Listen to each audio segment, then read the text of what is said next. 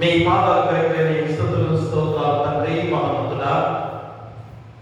గడిచిన దినం నుంచి ఈ దినం వరకు కాచి కాపాడి మీ రెక్కలలో భద్రపరచినందుకు కూడా మీకే వేలాది స్తుతులు స్తోత్రాలు. ఈ 40 రోజుల శిలువ శ్రమ ధ్యానాలలో 26వ రోజులోకి నడిపిస్తున్నందుకు కూడా మీకే వేలాది స్తుతులు స్తోత్రాలు తండ్రి. మరి శ్రమకాల ధ్యానాలు అయా మా కొరకే తండ్రి మీరు శ్రమల పాలై మా కొరకే శిలువయాగముగా అర్పించుకొని మమ్మల్ని రక్షించిన దేవాది దేవుడిగా ఉండగా ఈ 40 రోజుల ఈ శిలువ శ్రమ ధ్యానాలు మాకెంతో అవసరమైనవి కనుక తండ్రి ఈ పరిశుద్ధ దినాలుగా పవిత్రమైన రోజులుగా మా జీవిత హృదయ స్థితిని మార్చుకునే రోజులు, పాత లోక జీవితాన్ని తీసివేసుకొని అయా నూతన జీవితంగా మార్చుకునే మా జీవితాలు కాబట్టి ఇవి పరిశుద్ధ దినాలుగా పవిత్రమైన రోజులుగా మాకు అనుకరింపబడిన రోజులుగా ఉండగా అయా మా జీవితాలను మేము మార్చుకొని పరిశుద్ధమైన పవిత్రమైన జీవితాలతో మోక్ష మార్గాన్ని చేర్చుకునే బాధ్యతగా మీ పరిశుద్ధాత్మ శక్తిని కుమరించిన అయినా వాళ్ళందరూ కూడా మీ పాసతి రప్పించే బాధ్యత దయచేయమని ప్రార్థన చేస్తున్నాం. మరి ఎవరు కూడా శ్రద్ధ నిర్లక్ష్యం చేయకుండా ప్రతి మోకాలు మీ పాసతిలో మోకరిల్లి మీ నామానికి మహిమ ఘనత ప్రభావాలు కలిగించే విధంగా ప్రతి ఒక్కరిని నడిపించమని యావత్తంతా కూడా మీరే తోడుగా నడిపించమని నీ కుమారుడు మా ప్రభువైన యేసుక్రీస్తు ద్వారా వేడుకొంచున్నాము తండ్రి. ఆమేన్.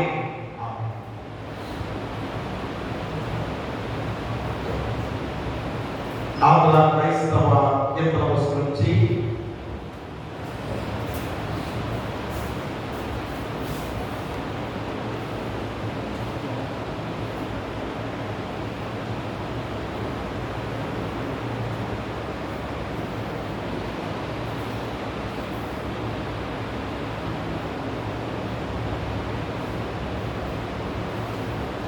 ఆంధ్ర క్రైస్తవ కీర్తన పుస్తకం నుంచి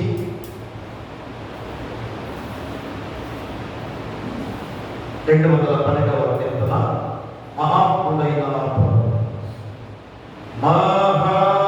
మహాత్ముడైన నా ప్రభు విచిత్ర శిల్వ చూడనా ఆస్తి నష్టంబుగా నిలిచి గర్వమనంగా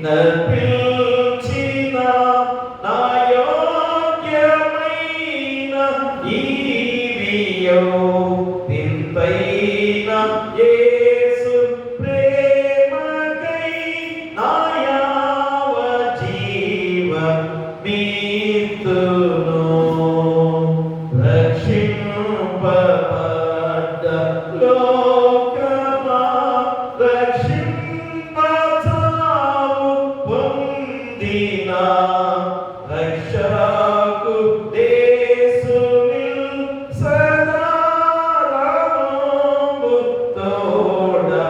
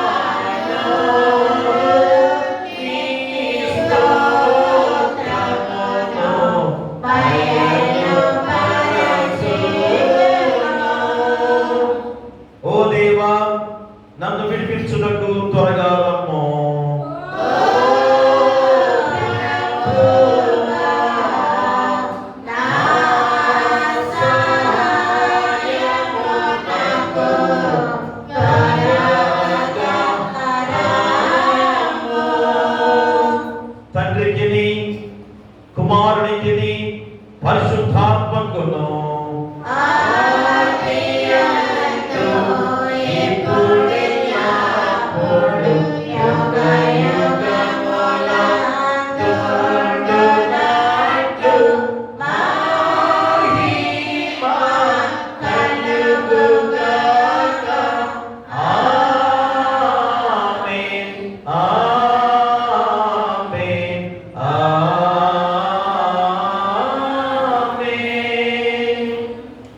ఉత్తరపక్షాలుగా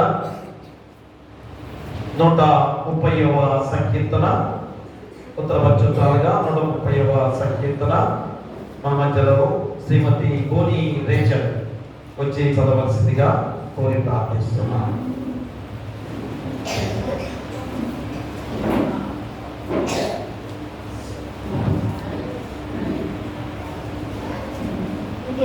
ఏర్పాటు చేయబడిన ఉత్తర పరిశుద్ధ పాఠ్యభాగము 130వ కీర్తన చదువుతున్నాను.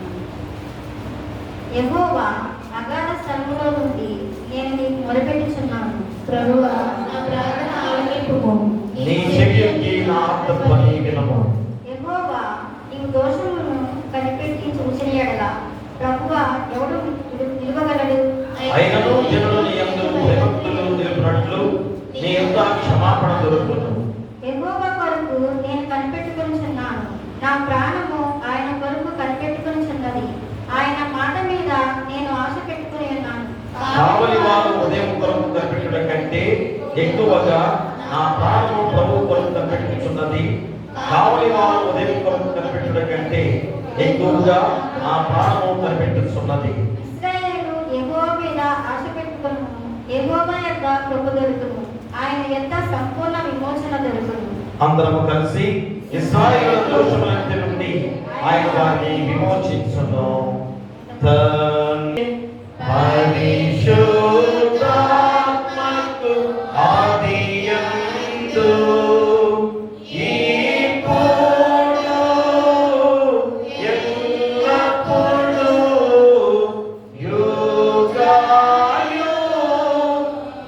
యుగాయుగములందు ఉండునట్లు మహిమ కలుగును గాక.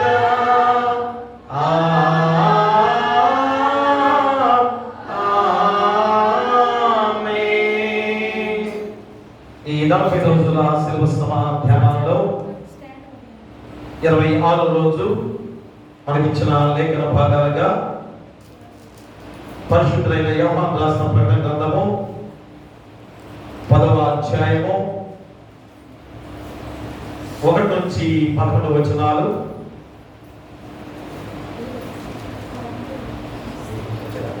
పులకం తేజ వచ్చి చదవాల్సిందిగా కోరి ప్రార్థిస్తున్నా.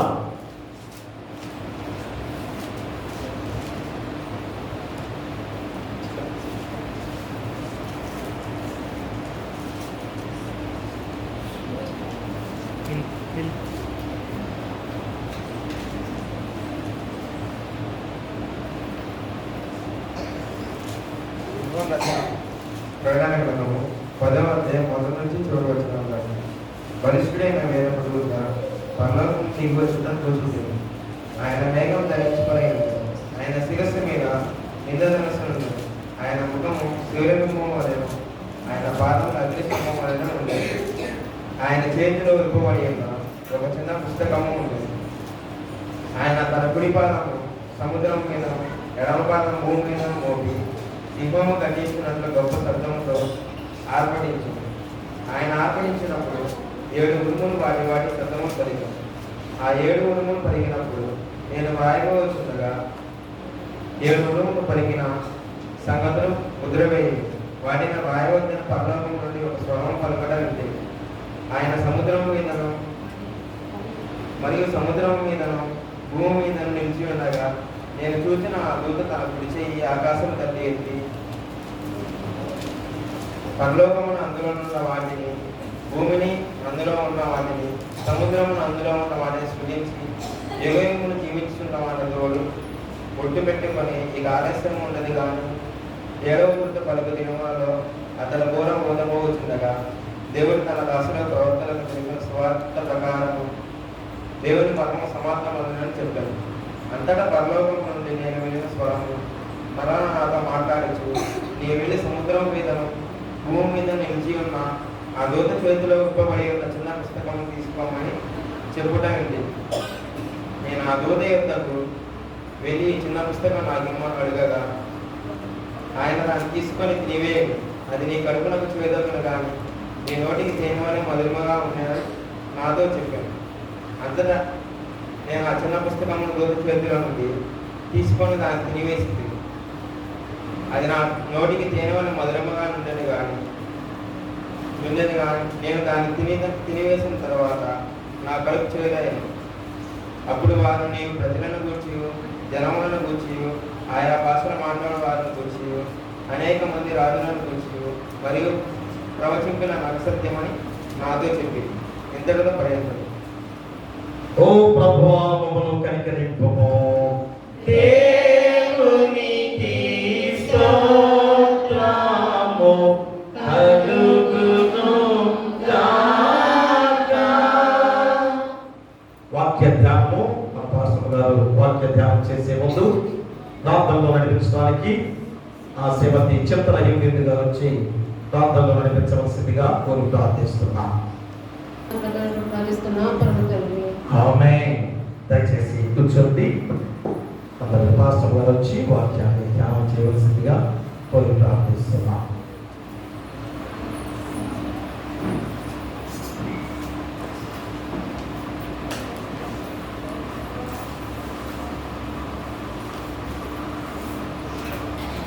మాకు మరొకసారి ఒక తెలియజేసినటువంటి దేవాది దేవునికి నా వందనాలు తెలియజేసుకుంటున్నాను. నాకు ఇంత అవకాశాన్ని ఇచ్చిన స్థానిక సంఘ కాపరి గారికి నా వందనాలు తెలియజేస్తున్నాను.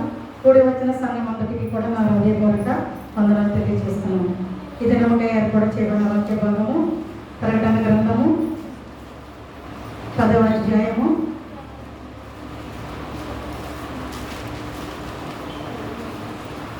ఈరోజు మాకు ఇచ్చినటువంటి వాక్యము అంశం ఏంటండి?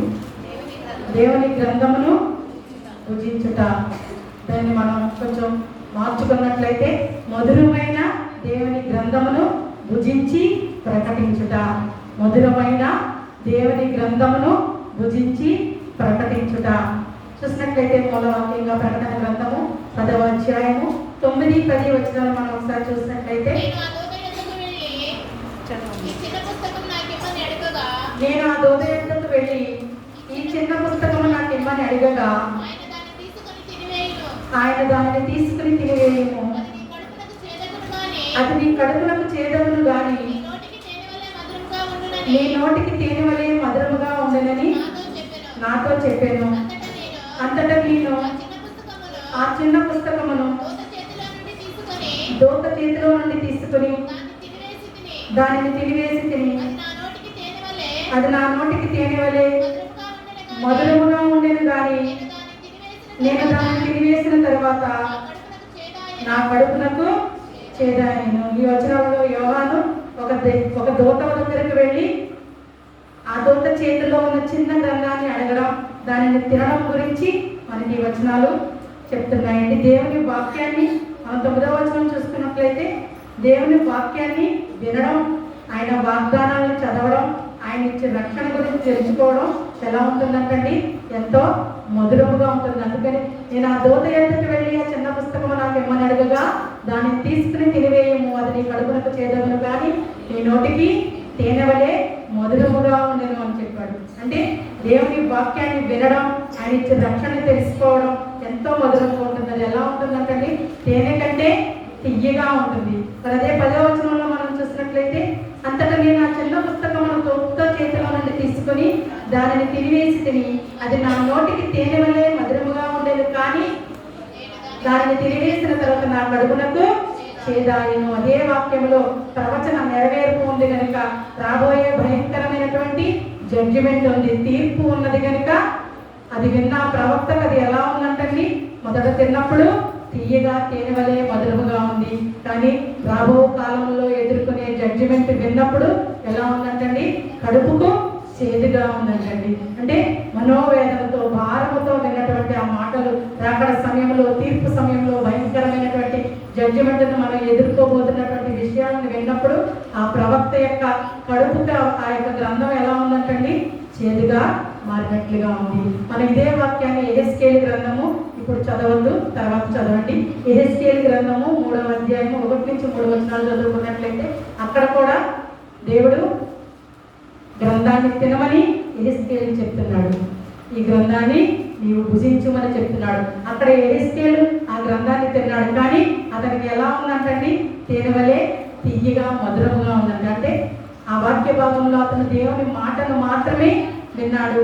దేవుని మాటలు వినడానికి ఎలా ఉంటాయండి మనకండి? చాలా తియ్యగా మధురంగా ఉంటాయి. కానీ యోహానికి మాత్రం ఎందుకని చేదుగా అయిందంటే ఆయన ఇక్కడ యెహెజ్కేలు దృష్టి ఎక్కడ ఉంది? ఆయన వాక్యం మీద, వాక్యానికి లోబడడం మీద దృష్టి పెట్టాడు. కాబట్టి ఆ వాక్యము భుజించినప్పుడు, ఆ గ్రంథాన్ని భుజించినప్పుడు యెహెజ్కేలుకి తియ్యగా తేనె కంటే మధురంగా ఉంది. కానీ ఇక్కడ యోహాను గారి దృష్టి ఎక్కడ ఉందండి? తీర్పు మీద ఉంది, జడ్జిమెంట్ మీద ఉంది. మనం ఎదుర్కోబోయే భయంకరమైన తీర్పు గురించి ఉంది కనుక ఆయన తినడానికి మధురముగా ఉంది, కానీ అది కడుపునకి ఎలా అనిపించిందంటండి? చేదుగా అనిపించిందంటండి. మరి దేవుని వాక్యాన్ని మనం ఈ లెంటకాల ధ్యానాలలో, మండల కాల దినాలలో 2026వ సంవత్సరంలో మరి 26వ రోజులో మనం ప్రవేశించాం. గత 25 రోజుల నుంచి నేను వాక్యం చెప్పినప్పుడు ప్రతిరోజు జ్ఞాపకం చేస్తున్నాను. గత 20 రోజులు కూడా 25 అంశాలతో మనం వాక్యాన్ని విన్నాం. మరి విన్న వాక్యాన్ని మన హృదయంలో భద్రపరుచుకున్నామా? కేవలం వినేవారిగా మాత్రమే మనం ఉన్నామా? ఒక్కసారి రాత్రికాల సమయంలో వాక్యానుసారంగా మనల్ని మనము పరిశీలన చేసుకుందాము. దేవుని వాక్యాన్ని అర్థం చేసుకోవాలి, దాన్ని ఆలోచించి జీవితానికి సరి చేసుకునే సమయం మనకి దేవుడు మరొక పర్యంతం మరి సంవత్సరంలో మరొకసారి మనకి దయచేస్తున్నాడు. మరి వచ్చే సంవత్సరంలో మనలో ఎంతమంది ఉంటామో మనకు తెలియదు కనుక దేవుడిచ్చిన సమయాన్ని మనము సద్వినియోగం చేసుకుంటున్నామా లేదా దుర్వినియోగం చేసుకుంటున్నామా? కేవలం వాక్యాన్ని చదివేవారిగా మాత్రమే ఉంటున్నామా? మన హృదయాల్లో దాన్ని స్వీకరించి దానిలో మనము జీవించి దానిని మనము ప్రకటించేవారిగా ఉంటున్నామా? ఈ రాత్రికాల సమయంలో మనల్ని మనము పరిశీలన చేసుకుందామండి. ఇక్కడైతే బైబిల్ గ్రంథంలో 2 సంఘటనలను మనము చూసి ఉన్నాం. యెహెజ్కేలు గ్రంథకర్త ద్వారా 3వ అధ్యాయము 1 నుంచి 3 వచనాలు చూసాము. ప్రకటన గ్రంథంలో 10వ అధ్యాయము 9, 10 వచనాలు చూసాం. ఈ 2 అధ్యాయాల్లో కూడా దేవుడు ఇద్దరికి ఒకే పని చెప్పాడు. ఏం పని చెప్పాడండి? ఇద్దరిని కూడా గ్రంథాన్ని భుజించమని చెప్పాడు. అంటే ఈ గ్రంథాన్ని నీవు తినివేయని చెప్పాడు. యెహెజ్కేలు గ్రంథకర్తకి తియ్యగా ఉంది, ఎందుకంటే అతను దేవుని వాక్యం మీద మాత్రమే దృష్టి పెట్టాడు. కానీ యోహాను గ్రంథకర్తకి ఎలా ఉందండి? తినడానికి తియ్యగా ఉంది, కానీ అది కడుపునకు చేదుగా ఉంది. అంటే ఇద్దరిని తినమని చెప్పాడు. మరి దేవుని వాక్యాన్ని భుజించడం అంటే ఆ గ్రంథాన్ని తీసుకుని నమలేసి తినడం కాదు. దేవుని వాక్యాన్ని భుజించడం అంటే దేవుని వాక్యాన్ని మనము స్వీకరించాలి. మనలోనికి మనలోనికి దానిని, మన హృదయంలో దానిని భద్రపరుచుకోవాలి. మనం అనుకోవచ్చు దేవుని వాక్యాన్ని భుజించడం ఏమిటి అని. ఈ రోజుల్లో చాలా మంది క్రైస్తవుల్ని మనం చూస్తూ ఉన్నాం. బైబిల్ వాక్యాన్ని వింటున్నారే కానీ దానిని ఆచరించే క్రైస్తవులు ఈనాడు మనకి కనిపించడం లేదు. మనలోనే మనం చూస్తూ ఉన్నట్లయితే వాక్యాన్ని వినడానికి మన చెవులు రిక్కరించి వింటాము, కానీ ఆచరించడానికి మాత్రము మనలోని శక్తి ఉండదు. దానిలోని జీవించేవారిగా మనం ఉండము. ఇంకా కొంతమందిని చూస్తూ ఉంటాం, వాక్యాన్ని చదవడానికి ఇష్టపడేవారిగా ఉంటాము, కానీ ప్రకటించడానికి ఇష్టపడని వారిగా ఉంటాము. మరి మనము కూడా అందులో ఉన్నామా? ఈ రాత్రికాల సమయంలో మనల్ని మనము పరిశీలన చేసుకున్నాం. అంటే దేవుడు అంటున్నాడు, ముందుగా నా వాక్యాన్ని భుజించు, దానిని అనుభవించి దానిలో జీవించు, తరువాత దానిని ప్రకటించు అంటున్నాడు. అందుకని ఈ దినాన్ని మనకి ఇచ్చినటువంటి అంశం ఏంటండి? మధురమైన గ్రంథమును భుజించి ప్రకటించుము. మరి మనము ఆ గ్రంథాన్ని స్వీకరించే వారిగా ఉంటున్నామా? రాత్రికాల సమయంలో మరి ఈ వాక్య సందేశం ద్వారా 3 ముఖ్యమైన ఆత్మీయ సత్యాలని మనము నేర్చుకున్నామండి. మొట్టమొదటిగా మనం చూసినట్లయితే receive the word of God, రెండవది చూసినట్లయితే experience the word of God, మూడవదిగా మనం చూసినట్లయితే preach the word of God. దేవుని వాక్యాన్ని స్వీకరించే వారిగా ఉండాలి, దేవుని వాక్యాన్ని అనుభవించే వారిగా ఉండాలి, దేవుని వాక్యాన్ని ప్రకటించే వారిగా ఉండాలి. మరి 3 విషయాల్లో మన యొక్క ఏ స్థితిలో మనం నడుస్తున్నామో వాక్యానుసారంగా మనల్ని మనము పరిశీలన చేసుకుందామండి. మొట్టమొదటిగా మనం చూసినట్లయితే receive the word of God, దేవుని వాక్యాన్ని స్వీకరించాలి. చూసినట్లయితే ఎహెజ్కేలు గ్రంథము 2వ అధ్యాయము 8 నుంచి 9 వచనాలు ఒకసారి చూసినట్లయితే, వారు తిరుగుబాటు చేసినట్టు నువ్వు చేయక నేను నీతో చెప్పు మాటలు విని నేను నీతో చెప్పు మాటను విని నోరు తెరిచి నేనిచ్చు దానిని భుజించు అనెను. 9 నేను చూచుచుండగా 2వ అధ్యాయము 8, 9 వచనాలు.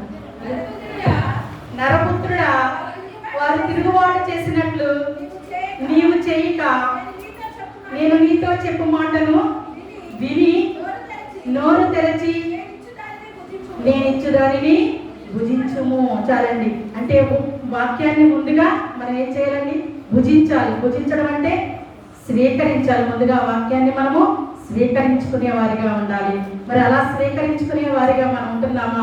వాక్యం అనగానే మనం పాటలతో ఉన్నప్పుడు మనం ఎలా ఉంటామండి? చాలా ఉత్సాహంగా ఉల్లాసంగా ఉంటాం. కానీ వాక్య సందర్భానికి వచ్చినప్పుడు మనం ఎలా అయిపోతామండి? ఫ్రీజ్ అయిపోతూ ఉంటాం. అంటే అబ్బా, అదే మనకి చాలా కష్టమైన ఘట్టము. వాక్యాన్ని వినడానికే చాలా కష్టతరంగా ఉంటాం. అంటే ఇక్కడ మనం ఎలా ఉంటున్నామంట? వాక్యాన్ని స్వీకరించే వారిగా ఉంటున్నామా, నిరాకరించే వారిగా ఉంటున్నామా? అందుకని యాకోబు పత్రికాకారుడు అంటున్నాడు 1వ అధ్యాయం 22వ వచనంలో అయితే అంటున్నాడు 1:22, మీరు వినువారు మాత్రమై ఉండి మిమ్మల్ని మీరు మోసపుచ్చుకొనకుండా వాక్య ప్రకారము ప్రవర్తించువారునై ఉండుడి. ఎలా ఉండమంటున్నాడండి? మీరు వినువారు మాత్రమే ఉండి మిమ్మల్ని మీరు మోసపుచ్చుకొనకుండా వాక్య ప్రకారము ప్రవర్తించువారై ఉండుడి. మరి మనం ఎలా ఉంటున్నామండి? వాక్యాన్ని వినడానికి ఇష్టపడే స్థితిలో ఉంటున్నామా? వాక్యాన్ని స్వీకరించడానికి సిద్ధపాటు కలిగి ఉంటున్నామా? లేదా 40 రోజులు రావాలి కనుక వస్తున్నాం, పాటలు పాడడం నాకు ఇష్టము కనుక పాడుతున్నాం, వాక్యం చదవడం నాకు ఇష్టము కనుక చదువుతున్నాను, ప్రార్థన చేయడం నాకు అలవాటు కనుక చేస్తున్నాను. కానీ నాకు అందులో కఠినమైన నన్ను అదే ఆ సందర్భం మనకి ఏమొస్తుంది? వాక్యాన్ని వినడం చాలా కష్టమైపోతుంది. విన్న వాక్యాన్ని స్వీకరించలేని స్థితిలో మనం ఉన్నామా? అందుకని అంటున్నాడు, మీరు వినువారు మాత్రమే మిమ్మల్ని మీరు మోసపుచ్చుకొనకండి. ఏమంటాడండి? మిమ్మల్ని మీరు మోసపుచ్చుకొనకండి, వాక్య ప్రకారము ప్రవర్తించేవారునై ఉండండి అంటున్నాడు. అదే దావీదు కీర్తనకారుడు అంటున్నాడు, నేను నీ ఎదుట పాపము చేయకుండానట్టు నా హృదయంలో నీ వాక్యమును ఉంచుకొని ఉన్నాను. మరి వాక్యాన్ని విని వదిలివేసేవారిగా మనం ఉంటున్నామా? వాక్యాన్ని మన హృదయంలో మనము భద్రపరుచుకునే వారిగా ఉంటున్నామా? ఈ రాత్రికాల సమయంలో వాక్యము ద్వారా మరి సత్యాన్ని మనము కూడా గ్రహించుకుని, ప్రభువా నేను నీ వాక్యాన్ని స్వీకరిస్తున్నానా లేదా విడిచిపెడుతున్నానా? ఇక్కడైతే దావీదు కీర్తనకారుడు, నీ ఎదుట నేను పాపము చేయకుండా నీ వాక్యాన్ని నా హృదయంలో భద్రపరుచుకుని ఉన్నాను అంటున్నాడు. మరి మనం ఎలాంటి స్థితిలో ఉన్నాం? చిన్న ఉపమానంగా మనం చూసినట్లయితే ఒక తల్లి బిడ్డ ఉన్నారంటే ఒక గ్రామంలో. అంటే ఆ తల్లికి 2 బిడ్డలు, ఒక తల్లి ఉంది. ఆ తల్లి రోజు కూడా చాలా మంచి ఆహారాన్ని తయారు చేస్తూ ఉందంట. ఆ బిడ్డలు ఏం చేస్తున్నారంటే తన బిడ్డలకి ప్రేమతో తినిపించాలని ఆ తల్లి ఆశగా పెడుతున్నప్పుడు ఆ బిడ్డలు ఏం చేస్తున్నారంటే దాన్ని చూస్తున్నారు కానీ తినడం లేదండి. అలా కొన్ని రోజులు అయినప్పటికీ ఆహారం తినకపోతే మనం ఏమవుతామండి? శారీరకంగా బలహీనపడిపోతూ ఉంటాం. ఆ తల్లి ఆ బిడ్డలను దగ్గరికి తీసుకుని, నాయనా నీవు ఆహారాన్ని చూస్తున్నావు కానీ దానిని రుచి చూడడం లేదు, దానిని నువ్వు తినడం లేదు, నువ్వు తింటేనే నీకు బలం వస్తుంది. మరి మనము కూడా అలాంటి స్థితిలోనే ఉన్నాము. వాక్యాన్ని వింటున్నాం, వాక్యాన్ని చదువుతున్నాం, మరి వాక్యాన్ని బైబిల్ని మనం తీసుకుని వస్తున్నాం, తీసుకుని వెళుతున్నాం. మరి వాక్యాన్ని మనము స్వీకరిస్తున్నామా, భుజిస్తున్నామా? ఆ వాక్యంలో ఉన్నట్టు రుచిని మనము చూస్తున్నామా? రాత్రికాల సమయంలో మనల్ని మనము పరిశీలన చేస్తున్నాం. వాక్యాన్ని చదివినంత మాత్రాన, చూసినంత మాత్రాన, ఓ బైబిల్ని మనం మోసుకుని వచ్చినంత మాత్రాన మనలో మార్పు రాదండి. వాక్యాన్ని హృదయంలో స్వీకరించాలి, అంటే భుజించాలి. అందుకని అంటున్నాడు, నీవు నా వాక్యాన్ని స్వీకరించేవాడిగా ఉండాలి. Receive the word of God, దేవుని మాటలను మనము స్వీకరించాలి. వాక్యమే దేవుడై ఉన్నాడు కనుక దేవుడిని మనము స్వీకరించే వారిగా ఉన్నామా, నిరాకరించే వారిగా ఉన్నామా? పరిశీలన చేస్తున్నామండి. మనల్ని మనమే ప్రశ్నించుకుందాం. ప్రభువా, నేను నీ వాక్యాన్ని నిజముగా స్వీకరిస్తున్నానా? రాత్రికాల సమయంలో దేవుని అడుగు, దేవా, నేను నీ వాక్యాన్ని నా హృదయంలో స్వీకరించి ఉన్నానా, లేదా ఇంకా నేను స్వీకరించలేని స్థితిలోనే నేను జీవిస్తున్నానా? అట్టి స్థితిలో నేను ఉన్నట్లయితే నాకు విడుదల దయచే ప్రభువా అని వేడుకున్నాను. చూసినట్లయితే రెండవదిగా experience of the word of God. Experience of the word of God. దేవుని వాక్యాన్ని అనుభవించాలి. ఏం చేయాలండి? అనుభవించాలి. అనుభవించడం ఏంటి? అనుకోవచ్చు అంటే ఆస్వాదించాలి. మనం దాన్ని ఎంజాయ్ చేయాలి దేవుని వాక్యాన్ని. చూసినట్లయితే ఎస్కేల్ గ్రంథము 3వ అధ్యాయము 3వ వచనం మనం చూసినట్లయితే 3వ వచనం, నరపుత్రుడా, నేనిచ్చుచున్న ఈ గ్రంథమును ఆహారముగా తీసుకుని దానితో నీ కడుపు నింపుకొని నాతో సెలవీయగా నేను దానిని భక్షించి తిని అది నా నోటికి తేనె వలె మధురముగా ఉండేను. ఏమంటున్నాడండి? మనుష్యుడా, నరపుత్రుడా, నేనిచ్చుచున్న ఈ గ్రంథమును ఆహారముగా తీసుకుని దానితో నీ కడుపు నింపుకోమని నాతో సెలవివ్వగా నేను దానిని భుజించి తిని అది నా నోటికి తేనె వలె మధురముగా ఉన్నది. ఎలా ఉందంటండి? తేనె కంటే తీయగా మధురముగా ఉందంటండి. దేవుని వాక్యము మనం ఆనందంతో విన్నట్లయితే మనకి ఎలా ఉంటుందండి? మధురముగా ఉంటుంది. ఎంజాయ్ చేస్తూ ఉన్నట్లయితే, ఆస్వాదిస్తూ మనం ఉన్నట్లయితే దేవుని వాక్యం మన జీవితానికి మధురముగా మార్చడానికి, మారాలాంటి జీవితాన్ని మధురముగా చేయడానికి దేవుడు సిద్ధంగా ఉన్నాడు. మరి దేవుడు వాక్యంలో నువ్వు స్వీకరించుకుని ఆ వాక్యాన్ని నువ్వు అనుభవించి ఆస్వాదించి ఆ వాక్యంలో జీవించడానికి మనము సిద్ధపాటు కలిగి ఉన్నామా? కీర్తనాకారుడైతే అంటున్నాడు 119వ అధ్యాయము 103వ వచనం మనం చూసినట్లయితే, కీర్తనలు 119 103వ వచనం మనం నీ వాక్యము నా జీవము ఎంతో మధురముగా, అది నా నోటికి తేనె కంటే తీపిగా ఉన్నది. ఈ వాక్యం వినడానికి చాలా బాగుంటుంది, చాలా మధురంగా ఉంటుంది. కానీ దాన్ని ఆచరించడం అంటే మాత్రము చాలా కష్టంగా ఉంటుంది. అందుకని ఇర్మియా గ్రంథకర్త అయితే అన్నాడు, నీ మాటలు నాకు దొరకగా నేను వాటిని భుజించి తిని సైన్యములకు అధిపతి యెహోవా దేవా, నీ పేరు నాకు పెట్టబడిన గనుక నీ మాటలు నాకు సంతోషమును, నా హృదయమునకు ఆనందమును కలుగు చేయించున్నవి అంటున్నాడు. అంటే ఆయన వాక్యాన్ని ఎలా తీసుకున్నాడండి? ఎంజాయ్ చేస్తున్నాడు, ఆస్వాదిస్తున్నాడు, అనుభవిస్తున్నాడు, దానిలో జీవిస్తున్నాడు కనుక అతనికి ఎలా ఉన్నాయంటండి? నీ మాటలు నాకు సంతోషమును, నా హృదయమునకు ఆనందమును కలిగి చేస్తున్నాయి. మరి మనము వాక్యాన్ని వింటున్నా, ఎంజాయ్ చేస్తున్నామా? ఆస్వాదిస్తున్నామా? ఆ వాక్యంలో అనుభవిస్తున్నామా? లేదా ఆ వాక్యంలో అపార్థాలని వెతుక్కుంటున్నామా? ఒక్కసారి మనల్ని మనము పరిశీలన చేసుకున్నామండి. వాక్యంలో ఉన్న సత్యాన్ని, మర్మాలని గ్రహించుకుని వాక్యాన్ని మనల్ని ఆస్వాదించుకుని వాక్యాన్ని అనుభవిస్తూ వాక్యంలో జీవిస్తూ ముందుకు నడిచేవారిగా ఉన్నామా? లేదా వాక్యం ఎలా ఉంటుందని చెప్తున్నాడండి దేవుడు? వాక్యము రెండంచుల ఖడ్గంగా ఉంటుంది. అది ప్రాణాత్మలను మన మూలుగులను దూరినంతగా వెళ్ళిపోతూ ఉంటుంది. అంటే ఆ వాక్యాన్ని మనం అనువదించుకున్నట్లయితే మనలో సత్యాన్ని, మర్మాల్ని గ్రహించుకుని వాక్యానుసారం జీవితాన్ని మార్చుకునే వారిగా ఉండాలి. కానీ అందులో అపార్థాలని మనము వెతుక్కుని ఈ లోకపరమైనటువంటి చింతలతో, వేదనతో మనం ఉన్నట్లయితే పరలోకాన్ని ఎప్పుడు వెతుక్కుంటామండి మనమండి? ఒక్కసారి మనల్ని మనము పరిశీలన చేసుకుందాం. అందుకని ఇక్కడైతే ప్రకటన గ్రంథకర్త చెప్తున్నాడు, అతనికి ఎలా ఉందంటే ఎహెజ్కేలుకి అయితే తియ్యగా ఉంది, కానీ ప్రకటన గ్రంథకర్తకి అయితే ఎలా ఉందంటండి? నోటికి మధురంగా ఉంది, కానీ అది కడుపుకు చేరగానే ఎలా మారిందంటండి? చేదుగా మారిపోయిందంట. అంటే వాక్యం వినడం ఆనందమే, వాక్యాన్ని చదవడము ఆనందమే, కానీ వాక్యాన్ని ఆచరించడం అంటే మాత్రము చాలా కష్టసాధ్యం. ఫర్ ఎగ్జాంపుల్ మనం చూసినట్లయితే వాక్యం చెప్తున్నప్పుడు మీ శత్రువులను ప్రేమించండి, మీ శత్రువులను క్షమించండి, మిమ్మల్ని పవిత్రంగా ఉంచుకోండి, మిమ్మల్ని పరిశుద్ధంగా ఉంచుకోండి అని విన్నప్పుడు మనం ఏం చేస్తామండి? బాగానే వింటాం, ఆనందంగానే వింటాం, ఆస్వాదించుకుని వింటాం, అంటే ఎంజాయ్ చేస్తూ ఉంటాం. కానీ ఆచరించాలంటే మాత్రం చాలా కష్టంగా ఉంటుంది. శత్రువుల్ని క్షమించడం అంటే సాధ్యం అండి? మన వల్ల అవుతుందా? ఖచ్చితంగా అవుతుంది. మనం ఎవరి బిడ్డలము? దేవుని బిడ్డలము కనుక క్షమించే దేవుడు మనకున్నాడు కనుక ఆయన బిడ్డలుగా ఉన్నప్పుడు మనం కూడా క్షమించగలిగే స్థితిలో ఉండాలి. కానీ వినడానికి చాలా బాగుంటుంది, ఆచరించడానికే కష్టంగా ఉంటుంది. అందుకని యోహాను గ్రంథకర్తకి కడుపుకి చేదుగా ఉన్నట్లుగా మనకి వాక్య భాగం ఇక్కడ సెలవిస్తుంది. మనం కూడా ఈ రకరకాల సంఘంలో ఆలోచన చేసుకుందాం. ప్రభువా, నేను నీ వాక్యాన్ని నా జీవితంలో స్వీకరిస్తున్నానా? రెండవదిగా నీ వాక్యంలో నేను అనుభవిస్తున్నానా? లేదా నీ వాక్యంలో నేను జీవిస్తున్నానా? ఆస్వాదిస్తున్నానా? ఎంజాయ్ చేస్తున్నానా? లేదా బాధపడుతూ వింటున్నానా? ఒక్కసారి మనల్ని మనము పరిశీలన చేసుకుందాం. చివరిదిగా మూడవదిగా చూస్తున్నట్లయితే మొట్టమొదటి ఏంటండి? వాక్యాన్ని స్వీకరించాలి. రెండవది వాక్యాన్ని అనుభవించాలి. మూడవది వాక్యాన్ని ప్రకటించాలి. Preach the word of God. దేవుని వాక్యాన్ని ప్రకటించాలి. ప్రకటన గ్రంథము 10వ అధ్యాయము 11వ వచనం మనం చూసినట్లయితే, అప్పుడు వారు నీవు ప్రజలను గూర్చియు జనములను గూర్చియు ఆయా భాషలను మాట్లాడే వారిని గూర్చియు అనేక మంది రాజులను గూర్చియు మరలా ప్రవచింపనగత్యమని నాతో చెప్పిరి.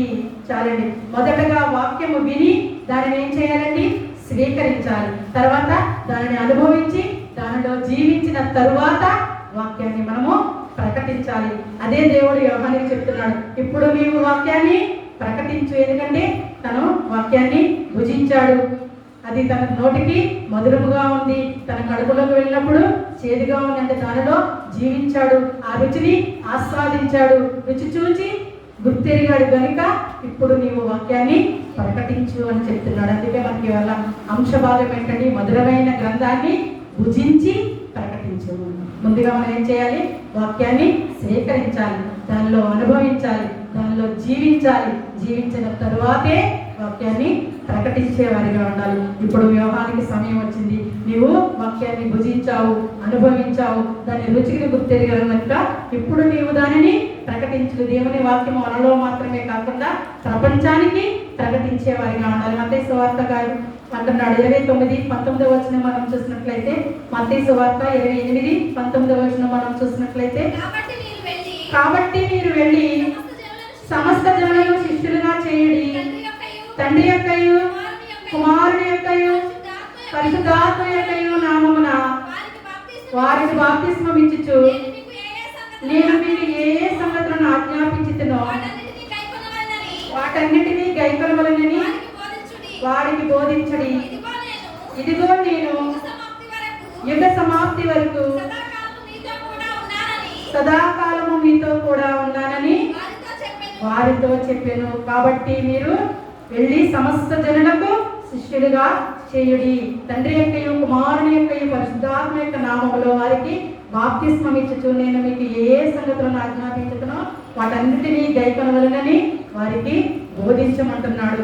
యుగ సమాప్తి వరకు సదాకాలం నేను మీతో కూడా ఉంటానని వాగ్దానం చేస్తున్నాడు. వాగ్దానం చేసిన దేవుడు నమ్మదగిన వాడు. మరి మనము మనకు తెలిసినటువంటి మంచి వార్తలను ఇతరులకు ప్రకటించే వారిగా ఉన్నామా? రక్షణ సువార్తను ఇతరులకు ప్రకటించే స్థితిలో ఉన్నామా? ఇంకనూ ప్రకటించలేని స్థితిలోని ఈ లోకంలో మనము జీవిస్తున్నామా? రోమపత్రిక 10వ అధ్యాయము 4వ వచనం మనం చూసినట్లయితే చదవద్దండి. వారు విశ్వసింపని వారికి ఎట్లు ప్రార్థన చేయుదురు, వినని వారికి ఎట్లు విశ్వసించుదురు, ప్రకటించేవాడు లేకుండా వారు ఎట్లు విందురు అని అంటున్నాడు. అందుకని దేవుని వాక్యాన్ని మనం ఏం చేయాలండి? ప్రకటించాలి. ఫర్ ఎగ్జాంపుల్ మనం చూసినట్లయితే మనకు ఒక మంచి శుభవార్తమానం అందింది. అంటే మనకి మన మనసుకి నచ్చినటువంటి ఒక వార్త అందింది. దాన్ని మనం ఇతరులతో షేర్ చేసుకోమండి. తప్పకుండా మనకు తెలిసిన వారికి తెలిసిన తెలియకపోయిన ఫోన్ ద్వారానో లేదా పక్కటి వాళ్ళు లేదా వాళ్ళ ఇంటికి వెళ్ళడం ద్వారానో దానిని మనం వాళ్ళకి షేర్ చేస్తూ ఉంటాం. మరి దేవుని వార్త మంచి వార్త, మరి అలాంటి వార్తను మనం ఇంటికి ప్రకటించలేకపోతున్నాం. రాత్రికాల సమయంలో మనల్ని మనము పరిశీలన చేస్తున్నాం. రక్షణ సువార్తను మనం అందరికీ ప్రకటించాలి. ఎక్కడైనా ప్రకటించాలి. ఎక్కడైనా సరే మన కుటుంబంలో, మన సంఘంలో, మన స్నేహితుల మధ్య, మన సమాజంలో మనం ఎక్కడైతే ఇద్దరు ముగ్గురు కూర్చుంటామో వారి మధ్యలో దేవుని నామాన్ని మనం స్తుతించేవారిగా, మహిమపరిచేవారిగా, ఘనపరిచేవారిగా ఉన్నట్లయితే వారి మధ్యలో దేవుడు ఉంటానని వాగ్దానం చేస్తున్నాడు. మరి మన మాటలు ఆలకించడానికి ఆయన సిద్ధంగా ఉన్నాడు. ఆయనతో మాట్లాడడానికి మనము సిద్ధపాటు కలిగి ఉన్నామా? ఇంకా సిద్ధపాటు లేని గడవలే లోకంలో మనము జీవిస్తున్నామా?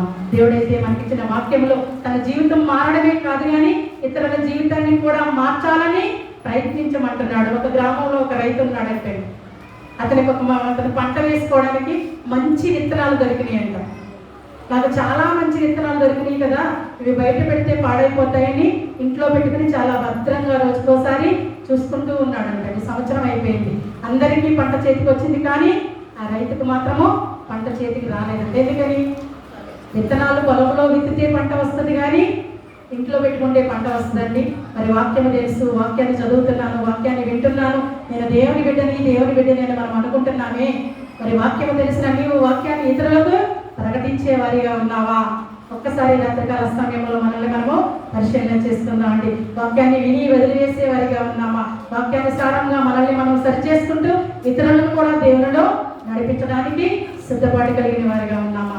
ఒకసారి మనల్ని మనము పరిశీలన చేసుకుంటూ మరి చివరిగా మరి దేవుడైతే అంటున్నాడు, ఈరోజు మనల్ని ఒక క్వశ్చన్ వేస్తున్నాడు మనందరికీ. ఏమనండి? నా వాక్యం నీ జీవితంలో ఉందా? ప్రియ దేవుని బిడ్డ, నా వాక్యము నీ జీవితంలో ఉందయ్యా అని చెప్పగలిగే స్థితిలో మనం ఉన్నామా? చెప్పలేని స్థితిలో మనం ఉన్నామా? మనల్ని మనమే చివరి ప్రార్థనలో మనం అందరం కూడా పరిశీలన, ప్రభువా నీ వాక్యం నాలో ఉందా? నీ వాక్యాన్ని నేను స్వీకరించానా? నీ వాక్యాన్ని నేను అనుభవిస్తున్నానా? అనుభవించిన దాంట్లో జీవిస్తున్నానా? జీవించిన తర్వాత దాన్ని ప్రకటిస్తున్నానా?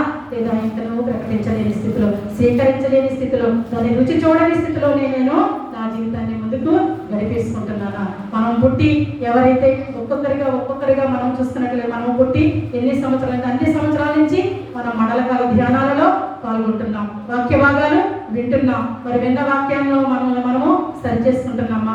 ఆ వాక్యాన్ని మనం స్వీకరిస్తున్నామా? ఆ వాక్యాన్ని మనం అనుభవిస్తున్నామా? ఆ వాక్యంలో మనం జీవిస్తున్నామా? జీవించిన తర్వాత దానిని మనము తెలియని వారికి ప్రకటిస్తున్నామా? అందుకని దేవుడు అడుగుతున్నాడు, నా వాక్యము నీలో ఉందా? నీ జీవితంలో ఉందా లేదా అడుగుదామంటే మనం అందరం కూడా విధానాన్ని వాక్యానుసారంగా పరిశీలన చేసుకుందాం. నేను దేవుని వాక్యాన్ని స్వీకరిస్తున్నానా అంటే భుజిస్తున్నానా? దేవుని వాక్యాన్ని అనుభవిస్తున్నానా అంటే రుచి చూచి ఆస్వాదిస్తున్నానా? మరి విన్న వాక్యాన్ని, స్వీకరించిన వాక్యాన్ని ఇతరులతో పంచుకుంటున్నానా అంటే ప్రకటిస్తున్నానా? మనల్ని మనం పరిశీలన చేస్తున్నామండి. కీర్తనలు లాస్ట్గా చివరిగా మనం చూసినట్లయితే కీర్తనలు 19వ అధ్యాయం 10వ వచనం చివరిగా మనం చూసినట్లయితే 19, అవి బంగారు కంటేను, విస్తారమైన మేలిమి కంటేను, కోరదగినవి, తేనె కంటేను, జుట్టు తేనె దారాల కంటేను మధురమైనవి. వాక్యం ఎలా ఉంటుందంటే బంగారం కంటేను, విస్తారమైన మేలిమి బంగారము కంటేను, కోరదగినది, తేనె కంటేను, జుట్టు తేనె దారాల కంటేను మధురమైనది. మరి దినాన ఈ వాక్యం ద్వారా మనం కూడా దేవుని ఎదుట ఒక వాగ్దానం చేసుకుందాం. చివరి ప్రార్థనలో మనం అందరం కూడా దేవుని వేడుకుందాం, ప్రభువా నేను నీ యొక్క వాక్యాన్ని స్వీకరించే హృదయాన్ని నాకు దయచేయ్యా. ప్రభువా నేను నీ వాక్యాన్ని అనుభవించేంటి జీవితాన్ని నాకు ప్రసాదించిన ఆయన. ప్రభువా నేను నీ వాక్యాన్ని ప్రకటించగలిగే ధైర్యాన్ని మాకును దయచేయమని మేము అందరం కూడా వేడుకునే వారిగా ఉండాలని కోరుకుంటూ మిమ్మల్ని, మీ కుటుంబాన్ని దేవుడు దీవించును గాక. ఆమె నాకు ఇట్టి అవకాశం ఇచ్చినటువంటి స్థానిక సంఘ కాపరి గారికి మరొకసారి నా నిండు వందనాలు తెలియజేస్తున్నాను. దేవుని మరి దేవుని వాక్యము ఎంత మధురమైందో, అది బంగారు కంటే మధురమైంది, మరి దేని కంటే మధురమైంది అనేది చివరిగా మనం చెప్పబడిన వాక్యము. అలాంటి వాక్యాన్ని మనము ఏ రీతిగా స్వీకరిస్తున్నామో, అలాంటి వాక్యాన్ని ఎలాగా అనుభవిస్తున్నామో, అనుభవించిన వాక్యాన్ని ఎలాగా ప్రకటిస్తున్నామో మనందరం కూడా గుర్తిరగాలి. మరి ప్రకటించడం అంటే మేమందరం కూడా పాస్టర్ గారు కావాలి అనుకుంటారేమో కదా. పాస్టర్ గారులే కాదు ప్రియమరా, పాస్టర్ గారులే కాదు, ప్రతి ఒక్కరం కూడా ప్రకటించే వారికి ఉండాలి. అంతేకాని వాక్యం నాకు కొద్దిగా తెలిసేసరికి నేను కూడా పాస్టర్ గారిని అయిపోయిన అనుకునేవారు చాలా మంది కదా. అందుకనే సంఘాలు ఎక్కువగా మరి చేర్చడం గల కారణాలు కూడా అదే. కొద్దిగా వాక్యం తెలిసేసరికి ఆ సంఘం నుంచి విడిపోయి వేరే సంఘం పెట్టేసి నేను కూడా వాక్యం చెబుతున్నా అని చెప్పేసి సంఘాన్ని చూస్తుంటారు. మా దేవుని వాక్యాన్ని ప్రకటించడం అంటే మనందరం ప్రకటించాలి. దేవుడు అందరికి కూడా ఈ రక్షణ భాగ్యాన్ని ఇచ్చాడు కనుక మనం ఖచ్చితంగా ప్రకటించే వారికి ఉండాల్సిన బాధ్యత ఈ చివరి దినాల్లో ఉంది. కాబట్టి మరి భయంకరమైన పాప జీవితాలు తీసివేసే ఆ దేవాది దేవుడు మరి నిలకొరకు ఎంత శిలువయాగంగా అర్పించుకున్నాడు. అలాంటి మంచి మాటలు మనము ఏ రీతిగా ప్రకటించాల్సిన బాధ్యత మనపై ఉంది. కాబట్టి మొట్టమొదటిగా ఏం చేయాలి? వాక్యాన్ని స్వీకరించాలి. తర్వాత అనుభవించాలంటే మనం ముందుగా దాన్ని అనుభవించుకొని దాన్ని ఎలాగ మనకు మనంగా చేసుకునే వారికి ఉండాలి. దేవుని వాక్యానుసారంగా జీవించే వారికి ఉండాలి. తర్వాత ప్రకటించే వారికి ఉండాలి. అప్పుడే మా దేవాది దేవుడి గొప్ప కార్యము ఈ లోకంలో మనం చేసిన కార్యము విలువ అనేది మనం గుర్తిరిగిన వారిగా ఉన్నామంటానికి నిదర్శనం.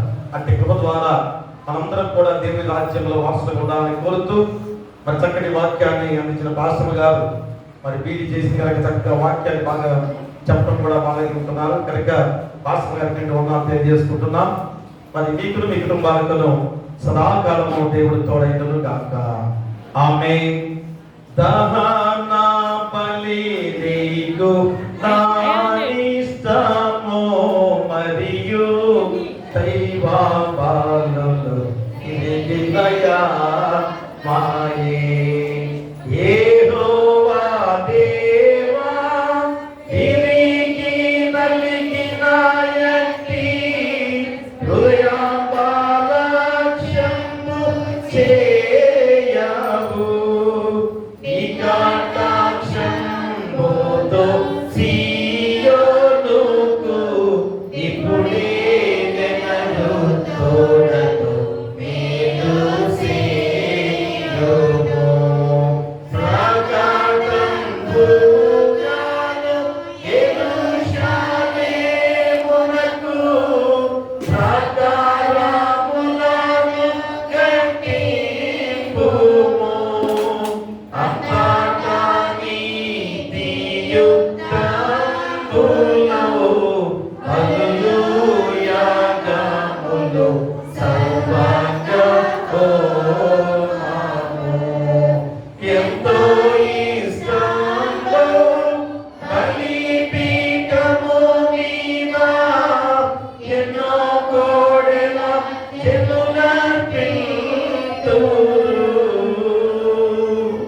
దయచేసి కూర్చోండి. పరమండలమందు ఆశ్రయుడిగా ఉన్న గొప్ప దేవా మీకే వేలాది స్తుతులు స్తోత్రాలు. ఈ 40 రోజుల శిలువ శ్రమ ధ్యానాలలో 26వ రోజులోకి నడిపించి ఆ చక్కటి అంశముతో తల్లినైన దేవుని గ్రంథాన్ని భుజించుట అనే అంశం ద్వారా ఎంత గొప్ప వాక్యాన్ని ఈ రోజు మాకు గుర్తు చేసిన దాన్ని బట్టి మీకే వేలాది సెలవించిన మాటలు. ఎందుకనగా ఈ యొక్క గ్రంథాన్ని భుజించమని మీరు సెలవించిన దేవాది దేవుడు కాబట్టి హెచ్కేలు ఆ గ్రంథాన్ని భుజించిన విధానంలో మధురముగా ఉందని అంతగా గొప్పగా చెప్పుకున్న సందర్భాన్ని కూడా మాకు తెలియజేస్తున్నారు. మరి దేవుని గ్రంథాన్ని భుజించడం అంటే ఏమిటి అని ఆలోచన మేమందరం కూడా చేసి ఉండగా ఆలోచన ఎంత గొప్పదో ఎందుకనగా భుజించడం అంటే దేవుని వాక్యాన్ని మేము భుజించడము, వాక్యాన్ని మా హృదయంలో భద్రపరచుకోవడమే, ఆ వాక్యాన్ని మాలో జీర్ణం చేసుకోవడమే. ఎందుకంటే తిన్న ఆహారం ఎలాగా జీర్ణమైపోతుందో వాక్యము కూడా మాలో జీర్ణం అయ్యే విధంగా మేము ఉండాలి తండ్రి. అందుకని ప్రతిరోజు కూడా మరి ఆ యొక్క ఆహారం మేము భుజిస్తున్నాం. ప్రతిరోజు కూడా ప్రతి అంశంతో కూడా దేవుని వాక్యం ద్వారా మేము భుజిస్తూనే ఉన్నాము తండ్రి. మరి ఆ యొక్క వాక్యాన్ని ఎలాగ మాలో జీర్ణం చేసుకుంటున్నాం. మనం జీర్ణం చేసుకునే వారుగా ఉంటే స్వీకరించిన వారిగా మేము ఉంటే దాన్ని ఎలాగా అనుభవించే వారికి ఉండాలి. ఎందుకంటే తండ్రి ఆయన మరి మేము ఈ లోక శారీరక ఆహారం భుజిస్తే ఎంత బలవంతులుగా ఉంటాం, శక్తివంతులుగా ఉంటాం. మరి అసలైన దేవుని వాక్యాన్ని భుజిస్తే స్వీకరిస్తే ఎంత అనుభవించాల్సిన బాధ్యత మాకుంది తండ్రి. ఎంత ఆరోగ్యకరంగా దేవుని వాక్యం ద్వారా మేము ఎంత ఉల్లాసంగా సంతోషంగా దేవుని నామంలో గడిపే వారిగా ఉండాలి. కానీ అపవాది మార్గంలో ఉంటున్నాం అనేది ఆయన ఈ రోజు లోకమంతా కూడా తెలుసుకుంటున్న వారి మరి విన్న వాక్యం ఏం చేస్తున్నారు? ప్రతి చోట కూడా వాక్యం గర్జనపడుతుంది కదా. మరి ఆ వాక్యాన్ని ఎందుకు గ్రహించలేకపోతున్న వారిగా జీవిస్తున్నామో ఈరోజు ఖచ్చితంగా ఈ మాటలు మాకు తెలియజేస్తున్నారు. కాబట్టి వాక్యమే మధురము అయినది, అది బంగారం కంటే వెండి కంటే తేలికంటే మధురమైనదని కూడా మీరు గుర్తు చేసిన సందర్భం తండ్రి.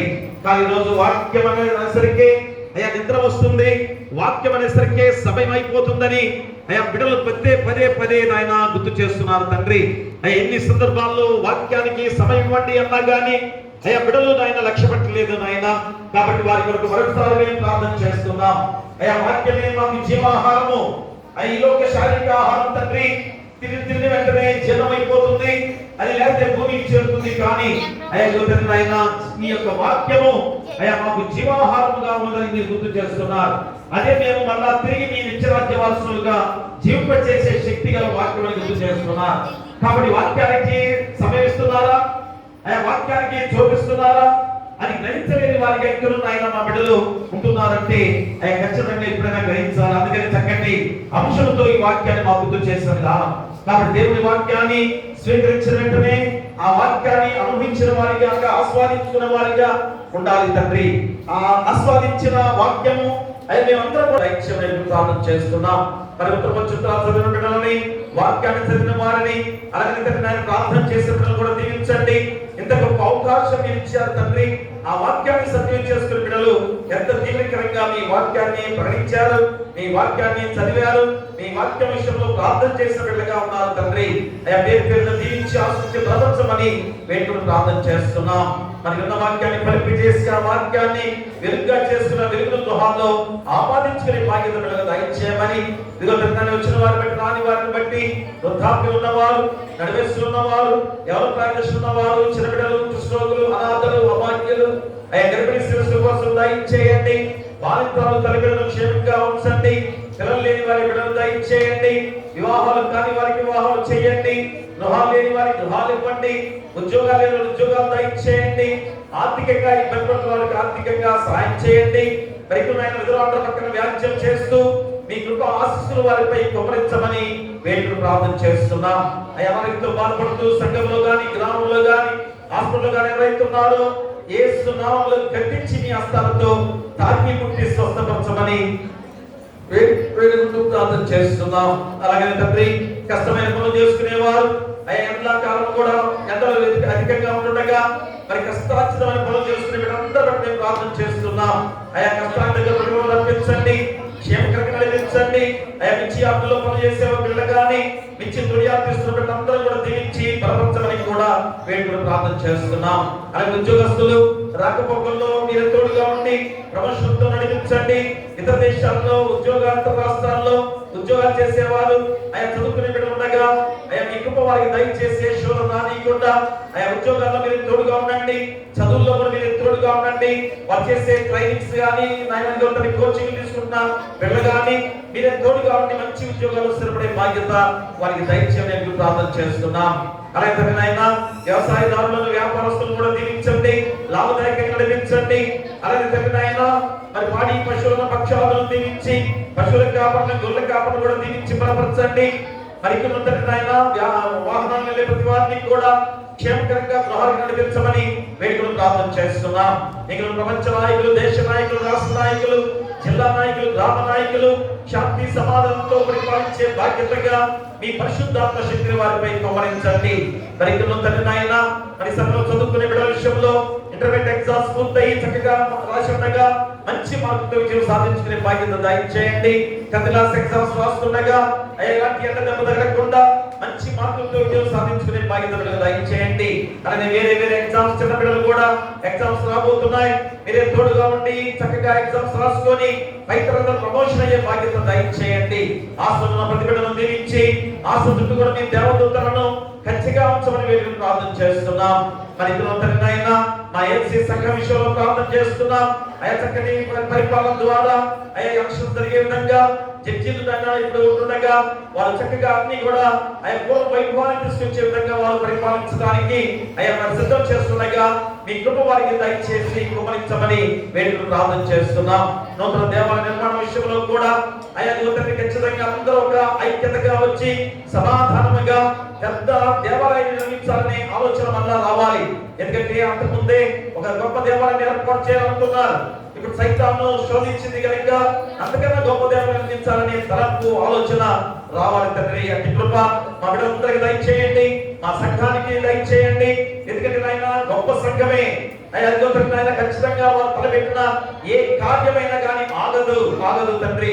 అలాంటి మా బిడ్డలు వృత్తిపాటినైనా మరి మనస్తత్వాల ద్వారా ఎలాంటి శోధన రానియకుండా ఐకమత్యంతో ఆ చక్కని దేవాలయ నిర్మాణం ద్వారా మా సంఘము మా తర్వాత తరం వారందరూ కూడా దీవించబడే విధంగా ఇప్పుడున్న వారందరూ కూడా ఆ కంకణం కట్టుకోవాలి. ఎందుకంటే నాయన ఈ దేవాలయము పూర్వపు రోజులుగా ఎంతో మంది నాయన పూర్వపు జీవించిన వారు ఈ దేవాలయాన్ని కట్టారు.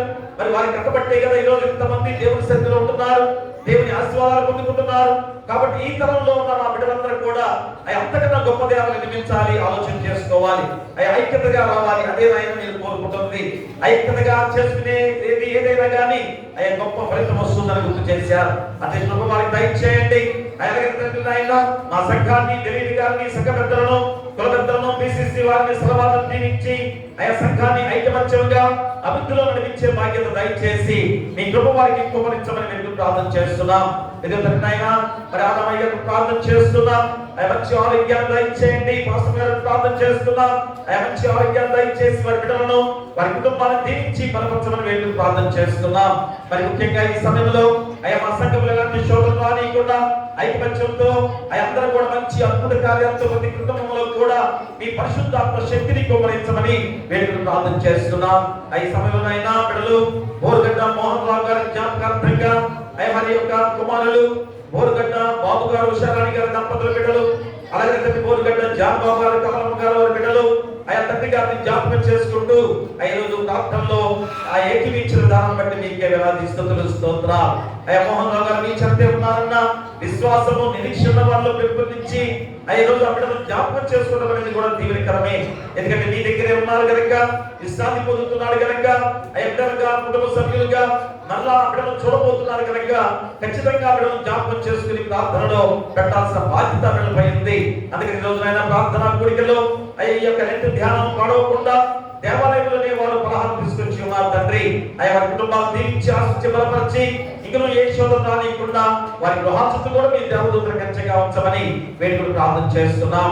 మరొకసారి మా సంఘంలో గ్రామంలో ఎలాంటి శోధన రానియకుండా సంఘం చుట్టూ, గ్రామం చుట్టూ కూడా మీ దేవదూతల కంచెగా ఉంచమని నీ కుమారుడు మా ప్రభువైన యేసుక్రీస్తు ద్వారా వేడుకొంచున్నాము తండ్రి. ఆమేన్. పరలోకమందున మా తండ్రి, నీ నామం పరిశుద్ధపరచబడును గాక, నీ రాజ్యం వచ్చును గాక, నీ చిత్తం పరలోకమందు నెరవేర్చును, భూమి యందు నెరవేరును గాక. మా దినాహారం నేడు మాకు దయచేయము. మా అపరాధము చేసిన వారిని మేము క్షమించిన ప్రకారం మా అపరాధములను క్షమించుము. శోధనను తెగాలుష్టును తప్పించుము. రాజ్యమును, శక్తియు, మహిమయు నిరంతరము నీవై ఉన్నవి. ఆమేన్. మన ప్రభువైన యేసుక్రీస్తు ప్రేమ, మన తండ్రి దేవుని కృప, పరిశుద్ధాత్మ అన్యోన్య సహవాసము ఈ 40 రోజుల శిలువ శ్రమ ధ్యానాలలో 26వ రోజు నడిపించి మధురమైన ఈ గ్రంథాన్ని భుజించుమని చెప్పిన ఈ గొప్ప అంశం ద్వారా మేము దాని ద్వారా మరి ఎంతగా ప్రకటించే వారిగా ఉండాలని చెప్పబడిన వాక్యాన్ని బట్టి, విన్న వాక్యాన్ని బట్టి బిడ్డలకును, రాని వారికి, సంఘానికి, గ్రామానికి, రాష్ట్రానికి, విధంగా ప్రపంచంలో ప్రతి బిడ్డలకును, వారి కుటుంబాలకును, అలాగే కానుకలు సమర్పించిన బిడ్డలకును, వారి కుటుంబాలకును సదాకాలము తోడైందును గాక. ఆమేన్. కట కట పాప సంకటము బాపుట కింద పటు బాధ నుండి నామా, ఎటువంటిది ప్రేమ, ఎటువంటిది శాంత, ఎటులవ నిల్తు స్వామి, ఎటువంటిది ప్రేమ, ఎటువంటిది శాంత, మెటులవ నిల్తు స్వామి.